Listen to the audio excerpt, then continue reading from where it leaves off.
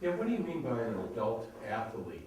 In working with people now for so many years, I find that a lot of my clients are 30 plus, but they're trying to treat their bodies like they're 25 and less. They're not really being as injury conscious and as body focused as they want to be. So an example would be you have somebody who was really, really active throughout their lives, and now they're, in their 20s, they were playing on all these team sports and doing all these things, but now in their 50s, they're working at a job, and they've got the kids in the job, and they say, oh, I'm gonna go snowboarding, or I'm gonna go skiing out of the blue, because they used to be able to ski or go snowboarding, for example, at a certain level of skill.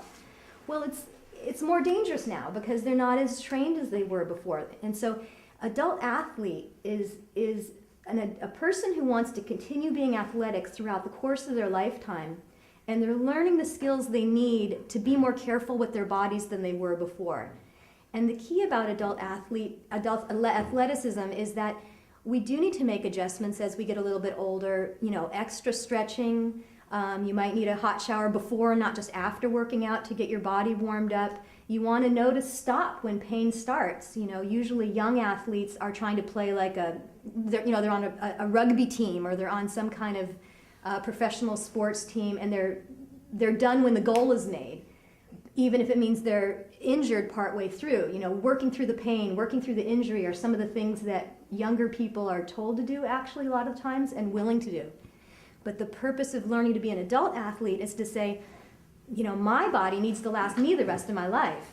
And how do I learn how to be active without getting injured? How do I take care of any previous injuries that do start to catch up with you over time? They do. And how do I get myself on a running start of being a senior athlete? An adult athlete is a person who learns how to care for their body, care for their joints in particular, so well that into their 70s, 80s, and 90s. And the key is, especially in American culture, North American culture, we're so down on aging. We make it seem like aging's a failure.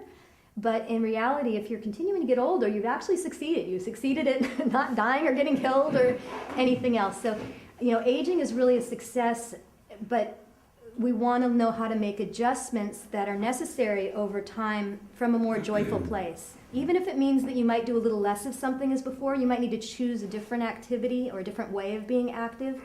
I want to help learn for myself and help instruct other people, how to do that with a sense of joy. I'm not as dumb as I used to be. It's like I'm not going to blow my shoulder out to get that goal in basketball. I'm done. I feel hear my shoulder talking to me. I'm done. I'm going to go, relax a little bit and choose some other activities. So, anyhow, not to go on too long about that, but thanks. It's a style of learning to adjust to your body that hopefully isn't negative to oneself. That it's a sense of pride.